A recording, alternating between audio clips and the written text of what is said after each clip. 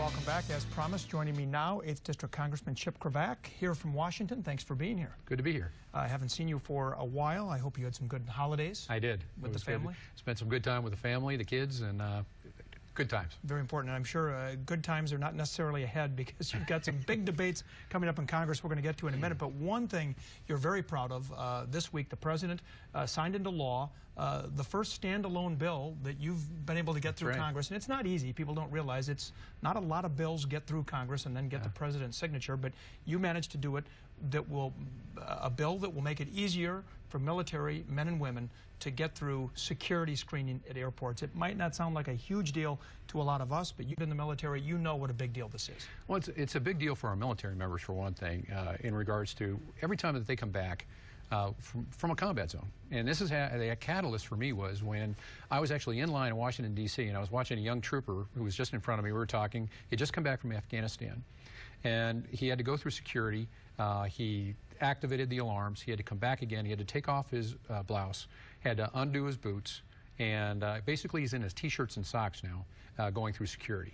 And he just told me what he had gone through in Afghanistan. I said, this is just wrong. We got to do something about that. And that was the catalyst of the bill. And we're looking at some video from a news conference that you had at the airport in Duluth this week. And, you know, some people have raised the idea, well, you know, there are some members of the military who have been charged with some terrorist acts of their own. How do you protect against that? Well, we learned a lot from what happened in Fort Hood. And now the military themselves take a look at who their personnel are and if they need to identify people. Now, you got to understand, well, this bill does not allow the military to go around screening. They go through expedited screening. And remember, this is just, when you go to the airport, that's just one phase of security. It's a layered approach getting to that point. And then it continues on after you go through the gate. So this is just a way to get our troops through that are identified as low risk, and their families, if they're on permanent change of station orders, as long as they have an ID and they're in uniform, they'll be able to go through this expedited screening. And certainly just one more small way to recognize them for their service. Absolutely. When they come back here. Absolutely. This is going to be a very big... I keep in touch with some of the Red Bulls that are over, and we're in Iraq, and now they're in Kuwait. And if you go to our Facebook page, you'll read actually what happened to him coming back through Atlanta, what he had to go through. And one of the big people that always get tagged are the guys that are on EOD, explosive ordnance disposal, because their bomb residue is actually infused in their skin, in their hair, on their person.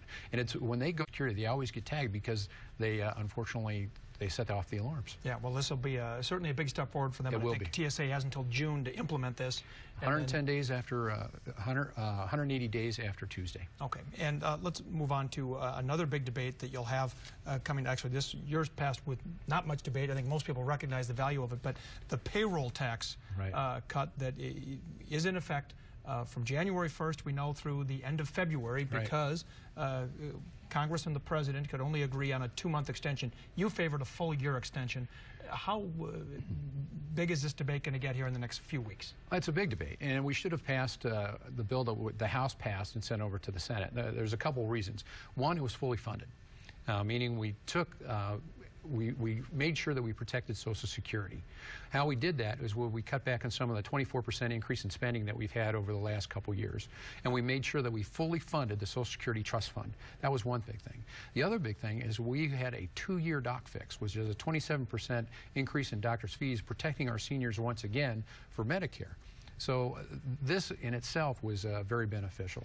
And of course it had the unemployment insurance that we guaranteed for a year instead of 2 months. No, now we're going to have this battle again. Why could the House and the Senate and the President not get together on this? It just seemed almost to defy logic, and I think most Americans would agree. Why extend it for only 2 months when it couldn't have taken that much more just to extend it for a year? Well, in talking to business owners and talking to people who actually create payrolls, just for that 2-month fix or 2 months agreement that the Senate wanted, it's going to take them 3 months to implement. So it's going to be very costly to business owners right now to implement. And I don't understand it, because the process is we passed a bill, we sent it over to the Senate. The Senate modified it. They sent it back to the House, where we conference. And we set up our conferees. The President did not call back the Senate, and Harry did not call back the Senate to reach on some type of compromise. All right, well, we'll be keeping an eye on that. We just got 1 minute left. 2 other things I want to get to you quick. Jobs report out this week, 200,000 new jobs created. Is the economy on the way back? I sure hope so. I sure hope so. We have 28 bills that are sitting at the footsteps of the Senate right now. I think if the Senate takes those up, we're going to start seeing unemployment start really ratcheting down. These are all employment bills. These are all jobs bills, and I urge Senator Reid to take these up and allow it for open debate on the Senate floor. And redistricting is coming. How is it going to impact your re-election bid? Do you have any idea yet? I don't have. It's up to the judges at this point. The arguments have been made. I'm going to continue on doing what I'm doing up in the 8th District of Minnesota. There's a lot of opportunities in the 8th District of Minnesota between Twin Metals up in the Nokomis for mining, underground mining, Polymet out of Hoyt Lakes. There are thousands of job opportunities that are going to be in the 8th District, and I'm really excited about them. All right. Well, it's going to be a big election year, and again, you don't even know what district you're running in exactly, but you'll find out, I think, by the end of next month. So, February 21st. Yeah, so you've got a lot going on here in the next couple months with the payroll tax debate and redistricting and all that. Congressman Cravaack, thanks for being here. Always a pleasure, Tom. Thank you. And Face Off is next. We'll be back in just a moment. I came back to